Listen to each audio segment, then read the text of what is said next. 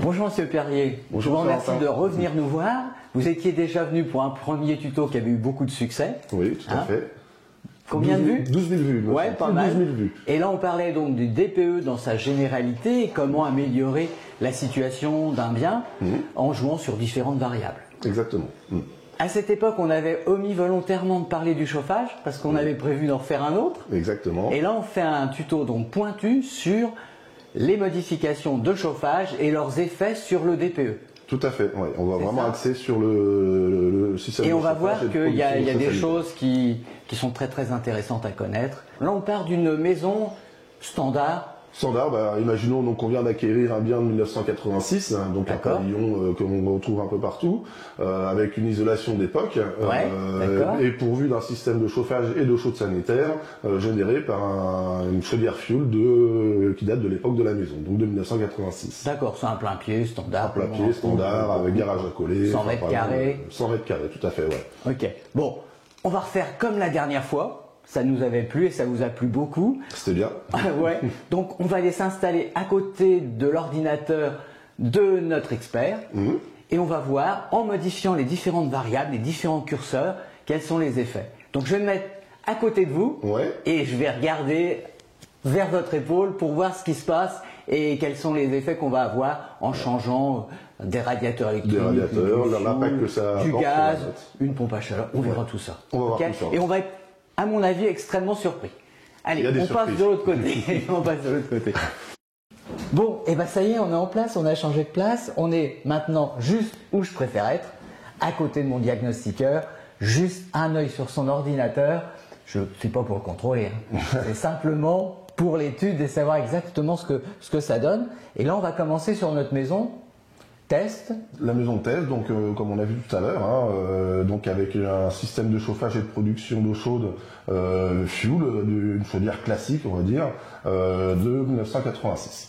Ok, donc là on est en F. Donc là, cette maison, on voit qu'on est en F, alors on pourrait être mieux, c'est-à-dire que la performance énergétique 239 pourrait permettre d'être en D, mais comme on utilise du fuel et que le fuel émane beaucoup de CO2, donc c'est pour ça que l'étiquette des émissions de gaz à effet de serre, qui indique 74, donc fait baisser la note finale du logement en F. On est bloqué en fait par le CO2. Exactement. Okay. Alors on a acheté cette maison, puis on va l'améliorer, on ne peut pas rester en F. Donc on se dit, allez, je me mets à la place du propriétaire, ça m'est assez facile. Ouais. Et je me dis là, je change la chaudière fuel, je remets une autre chaudière fuel, mais neuve. Une classique neuve. Une classique neuve, qu'est-ce que ça donne? Eh ben on va faire le test. Donc on va changer l'année de la chaudière en prenant une chaudière d'aujourd'hui. Ouais. Donc on voit qu'on perd en consommation et en émissions de gaz à effet de serre. Donc on est moins bon? On est moins bon. Non, on est moins bon avec une chaudière actuelle qu'avec une vieille chaudière. Exactement. Au niveau du moteur de calcul DPE, donc on est moins bon. Ah, et ça c'est quand même un bug dans leur truc, c'est pas logique. Mais c'est ce que ça donne. C'est exactement, c'est ce que ça donne. On s'en tient là. De toute façon, ça modifie pas le monde, parce que ce qui bloque, c'est pas là. Ce sont les émissions de gaz à effet de serre. C'est les émissions de gaz à effet de serre. On est en F et on reste en F. Alors je me fais pas trop d'illusions, mais quand même pour le principe, on va regarder si on met une belle chaudière fuel à condensation.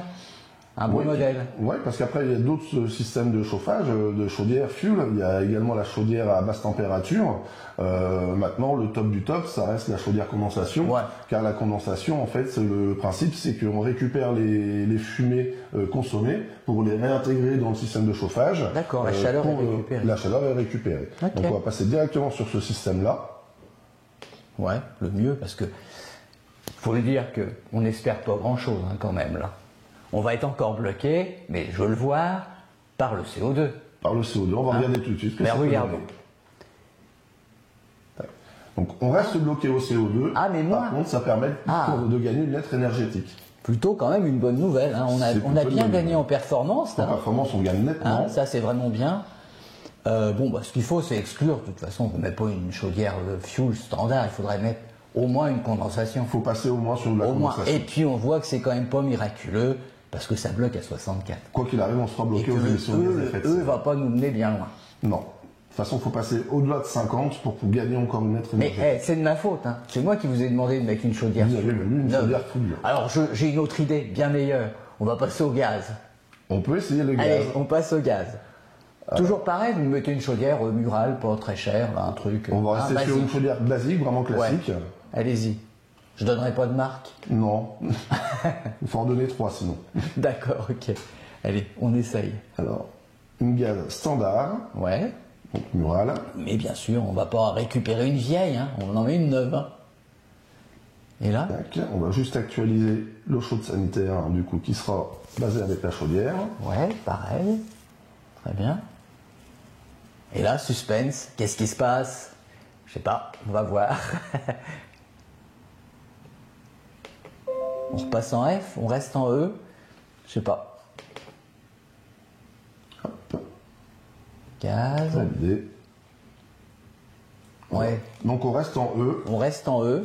Par contre, on a nettement diminué nos émissions de gaz à effet de serre. De 140. On passe à 52 au niveau des gaz à effet de serre. Ah oui, 52 là, ouais. Par contre, effectivement, on est moins bon au niveau de la performance du logement. On était à 208, là on passe à 240. Donc, maintenant, ce qu'on cherchait vraiment à gagner... quand même, là, on a une gaz standard. Oui. Le truc, vous savez, qui glingue, hein, tout basique. On avait une belle chaudière fuel condensation. Elle fait pas mieux quand même que le gaz qui glingue sur le mur. Hein. Ça fait pas mieux, non. D'accord. Alors, et si on met une belle chaudière gaz maintenant, aussi une condensation? On va partir sur le gaz condensation. Donc il y aura les mêmes principes que le fuel.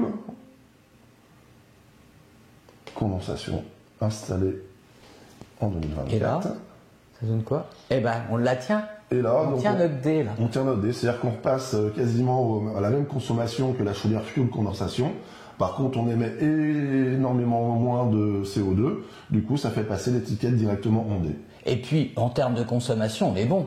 Parce que là, en consommation, on serait en quoi? À 200? Consommation, on est en C. On serait en C? Non, on reste en D. En C, c'est en dessous de 280. D'accord, donc on reste en D. Là, on reste en D, quelle que soit l'étiquette, aussi bien sur la performance énergétique que sur les émissions de gaz à effet de serre. Donc on est assez homogène. On est complètement homogène. Donc on n'est pas out avec une chaudière gaz. Non, non. Condensation par contre. Non, du tout. Par contre, on voit qu'on a quand même gagné 2 lettres par rapport à notre état initial de notre chaudière, notre vieille chaudière classique de 86. Et alors moi, je reprends mes automatismes d'acheteur, d'investisseur, et je me dis mais pourquoi je m'embête? Parce que j'ai vu que je mettais une belle chaudière fuel, finalement, je gagne pas tant que ça. Si je mettais des radiateurs électriques, mais je mets des... Allez, je vais mettre... Pas des grille-pains, ça n'existe plus aujourd'hui, on n'en trouve plus sur le marché. Mais des radiateurs électriques standards. Oui, bon, on peut partir sur un panneau rayonnant tout simple. Un panneau rayonnant, oui, voilà. Alors par contre, évidemment, changer notre chaudière. Wow, non, bon. C'est parce qu'on est resté sur le chaud de fuel, mais du coup, je croyais au miracle. Hop. Donc forcément, on met un ballon électrique à la place, parce qu'on a plus de chaudière. Normal. Ouais. Voilà. Et là, on est en E. Par contre, on baisse considérablement notre consommation. Par contre, les émissions de gaz à effet de serre, on voit qu'on a largement augmenté. Donc là, au niveau des émissions de gaz à effet de serre, on pourrait éventuellement être en A. Parce que c'est à partir de 11, jusqu'à 11, on est en A. Par contre, notre consommation, c'est des radiateurs qui sont relativement gourmands en énergie. Du coup, on passe tout à l'heure de 202 avec une condensation, la condensation, et on passe à 318. Super. Et donc là, on a mis des radiants basiques. On a mis du radiateur. Qu'est-ce qu'on a après comme type de radiateur électrique qui serait meilleur? Alors après, on a des systèmes qui sont, on va dire, un peu plus performants, mais qui n'ont pas forcément un impact sur la performance énergétique du bâtiment. On peut regarder un radiateur inertie sèche, par exemple. Donc on va le prendre tout de suite. Inertie sèche, oui, c'est-à-dire que là, il y a des blocs à l'intérieur, il y a une certaine densité qui permet d'accumuler un petit peu, c'est ça? La chaleur et de la distribuer. D'accord. Donc, hop, je vais juste faire ça qu'on voit. C'est ce qu'on fait mieux dans les radiateurs en ce moment ou pas? C'est inertie sèche ou fluide caloporteur au niveau des radiateurs. Après, c'est les meilleurs. On va voir, de toute façon, ça se vaut. La preuve, on voit qu'on vient de changer. Et 318 ça n'a rien modifié. Ouais, donc c'est pas là-dessus qu'il faut faire des folies, quoi. Non, il ne faut pas faire de folie. On peut même essayer en prenant un fluide caloporteur. Ouais.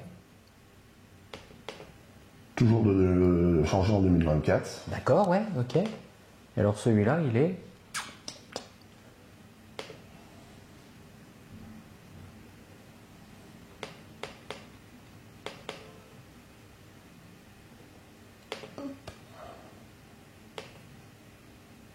Il est là.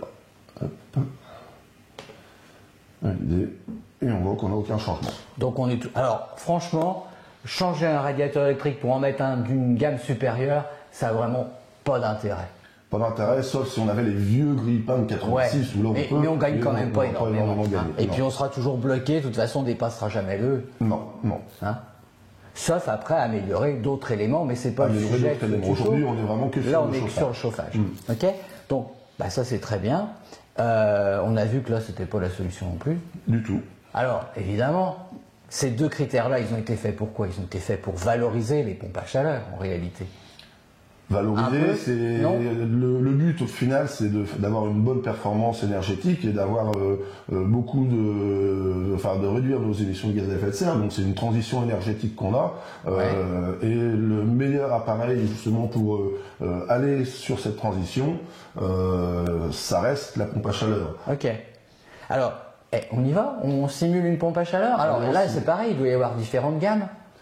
Non, après, il peut y avoir plusieurs gammes. Après, on peut partir sur une pompe à chaleur. Alors, quand on remplace une chaudière, on peut partir sur une pompe à chaleur qui remplace uniquement la chaudière, c'est-à-dire qu'on conserve tout le réseau d'eau chaude, de circulation d'eau chaude, des radiateurs, ou on peut passer sur la pompe à chaleur avec des splits, donc des aérateurs qui vont remplacer ce système. Alors là, vous nous proposez quoi? Bon, là, on va partir sur de la pompe à chaleur toute simple avec des splits pour remplacer. Avec des splits. Ouais, tout à fait. Okay. Alors, on avait quand même les radiateurs, là. On aurait pu les garder. On aurait pu garder les radiateurs. On va voir si ça fait une différence, quoi. On va voir, on peut regarder. Bah, tiens, si on gardait les radiateurs dans un premier temps, faites-nous la simulation en gardant les radiateurs. Donc, faut que je reparte. Parce que c'est là où on change le moins de choses. On les a sur nos murs, les radiateurs. Par contre, faut que je reparte ici. Allez-y. Ah, ça va, vous maîtrisez votre logiciel, hein, là. Okay. On voit qu'il a rodé, même l'ordinateur, il est rodé, on voit. Il est usé par endroits. Donc on reste sur notre chaudière fuel qu'on avait avant. Ouais. Alors. Tac. Il faut que je change l'année. 86. Comme ça, on va regarder exactement la même installation qu'on avait. Ouais. Par contre, donc on va modifier notre système de chauffage. Allez-y. Combiner. Valider. Et donc là, on va repartir sur notre pompe à chaleur. Ouais. Donc du coup, ce sera une pompe à chaleur RO dans un premier temps. Ouais, d'accord. RO. Donc c'est l'air qui va chauffer l'eau du circuit réseau. RO, installé. Après. On va faire l'installation d'aujourd'hui. Ouais, bah oui. En 2024. Oui. RO, donc on repart 2024. Ok. Ah, il y a quand même des variables à rentrer. Hein. Ah, et là. Et là, on passe directement en C. On passe en C. On passe en C. C'est-à-dire que là, on a encore réduit nos émissions de gaz à effet de serre par rapport à notre système qu'on avait avant. Oui. Et en termes de consommation, donc on est en dessous des 180. D'accord. Donc on passe en C. Bon, bah là, on est tranquille. Hein, voilà. C'est-à-dire que sur notre maison classique de 86, avec une isolation normalisée de cette époque-là, en remplaçant la chaudière donc fuel par une pompe à chaleur en conservant le réseau de la maison, voilà, on passe directement en C. Bon, par contre, là, le coût, c'est de l'ordre de... On est plus entre 13 et 15 000 euros parce qu'il va falloir également qu'il modifie la production d'eau chaude, le ballon d'eau chaude qu'il intègre à la pompe à chaleur. Donc oui, on est là sur, on va dire, un investissement de 15 000 euros. Alors que sur le gaz, on était sur un investissement de 6 000, 5 000 euros. Oui. Ok. Bah, tout ça, ça mérite d'y réfléchir quand même, parce que c'est pas si évident que ça. En effet, dans l'absolu, la pompe à chaleur, c'est ce qui donne les meilleures performances, mais peut-être que le rapport qualité-prix. Bon, on en rediscutera après, mais après, il y a des questions à se poser, il y a des calculs à se faire. C'est un calcul à faire. Et puis tout ça, comme je dirais, gérer un bien, c'est gérer l'usure dans le temps, la planification dans le temps. Parce que dès qu'on change quelque chose, le chronomètre de l'usure repart. Exactement. Donc notre rôle, nous, c'est de savoir gérer cette usure du temps. Cette obsolescence non programmée, on va dire. Ok. Bon, bah, là, c'est super bien. Ok, donc on a pu, niveau type de chauffage, je crois qu'on a Je pense que niveau chauffage, on a fait... Si, j'ai encore un truc que je voudrais vous poser. Oui. Parce que là, on a vu qu'on avait un RO, et si on passe à OO, est-ce que ça a une différence sur les performances? Alors OO, c'est de la géothermie. RR, plutôt peut-être. Non, OO. C'est-à-dire qu'on fait un forage, et on va chercher les calories dans la nappe phréatique. D'accord, donc là c'est vraiment de la géothermie. On va chercher un nappe phréatique. Hop, alors on va laisser. Alors, pour moi, c'est pas forcément de la géothermie, ça on est pompe à chaleur, mais on peut extraire les calories de l'air ou de l'eau. L'avantage de l'eau, c'est que ça gèle pas. On a toujours une source de chaleur qui est vers les 12 degrés, à peu près ça chez nous. Donc ça va donner quoi? Ça va donner quoi? Parce que l'installation, elle est plus chère, par contre. Elle est beaucoup plus chère. Pour faire les forages, il y en a deux, etc. C'est pas pareil.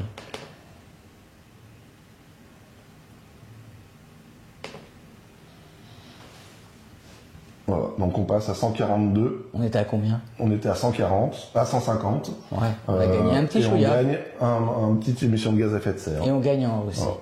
Bon, alors je dirais ça, parce que ça c'est quand même plus onéreux. Si on est chez soi pour gagner en confort, etc., ça peut s'envisager. Oui. Pour un investissement locatif, je pense que c'est pas... Il n'y a pas spécialement d'intérêt. Après, on va aller chercher ce type de matériel quand on veut vraiment atteindre une grosse performance énergétique pour essayer de gagner une classe quand on est dans le haut du classement. D'accord. Bon, en fait, c'était une info pour moi parce que j'ai ça chez moi. Et je voulais savoir si c'était vraiment mieux parce que je me souviens que ça m'a coûté quand même assez cher. Ça coûte très cher, effectivement. Voilà. Ouais. Mais par contre, il y a un gros avantage, c'est que ça fait aucun bruit, quoi. C'est super silencieux, ça, exactement. C'est vrai. Bon, écoutez, je vous remercie. Je crois que là maintenant, on va faire une petite pause parce qu'on a bossé. On a bien travaillé. Et puis on se revoit tout de suite pour faire la conclusion. Et d'accord. Allez, merci. Bon, il va falloir terminer. On serait bien resté ensemble plus longtemps parce que je crois qu'on apprend beaucoup de choses. Il y a encore beaucoup de choses à dire. Et il y a encore beaucoup de choses à dire, mais il va falloir conclure. Donc, vous avez votre métier, vous faites des diagnostics tous les jours, mais des fois, vous ne prenez pas le temps de regarder comme ça sous un autre angle. Qu'est-ce que vous avez retenu de ce qu'on vient de faire là? Est-ce qu'il y a des choses qui vous ont surpris ou pas? Il y a quelques surprises, notamment quand on voit qu'on remplace notre chaudière par une chaudière classique où on perd de la performance, on baisse en LED, donc ça c'est plutôt étonnant. Mais ça n'avait pas d'incidence. Mais ça n'a pas d'incidence particulière, c'est vraiment un écart minime. Par contre, oui, on voit clairement que pour faire bénéficier l'augmentation des deux étiquettes, il reste plus beaucoup de systèmes à choisir, que la pompe à chaleur, si on veut vraiment grimper haut, reste le moyen de chauffage le plus adéquat. On voit que ça a été fait vraiment avec cet objectif-là. Maintenant, moi, en tant qu'administrateur de biens, il y a quand même quelque chose qui m'interpelle. Parce que je me suis rendu compte que quand on fait du gaz, on arrive quand même à faire du D avec du gaz. Et une chaudière gaz, c'est 5-6 000 euros, alors qu'une pompe à chaleur, c'est... on va être tout de suite autour de 15 000 euros. 15 000 euros. Et en plus... l'entretien, c'est pas la même chose, entretenir une pompe à chaleur ou entretenir une chaudière gaz. Donc, moi, mon rôle d'administrateur de biens, c'est de gérer l'usure dans le temps. Et je me dis que là, pour optimiser, ça peut être peut-être intéressant de ne pas faire ce qu'il y a de mieux, malheureusement, mais ce qui est peut-être le meilleur rapport qualité-prix. Dans notre cas, peut-être passer sur une chaudière gaz qui va tenir une dizaine d'années, et puis après on verra, de toute façon la réglementation va changer. Et puis, je vais quand même économiser 10 000 euros, quoi. Je pense que c'est en tout cas un choix qu'il ne faut pas exclure, qu'il ne faut pas mettre sur le côté. Il faut en tenir compte et peut-être après arbitrer en fonction de ses propres sensibilités. Mais moi, personnellement, j'en tiendrai compte et je pense que dans ce cas-là, je passerai au gaz. Et je me dis que ça tiendra une dizaine d'années et que de toute façon, comme on est sur un domaine qui évolue énormément, dans 10 ans, j'aurai des chaudières, des pompes à chaleur peut-être encore plus fiables, encore plus efficaces, performantes, avec des scopes, parce qu'on a parlé scope, peut-être à 9. Un rendement plus élevé, oui. Rendement plus élevé, et ça sera encore mieux. Bon, tout ça c'est intéressant. En tout cas, Monsieur Perrier, je vous remercie encore une fois d'être venu.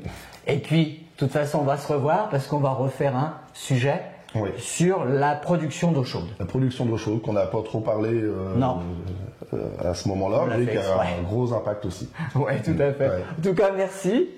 Et puis, à bientôt. À très bientôt. Au revoir.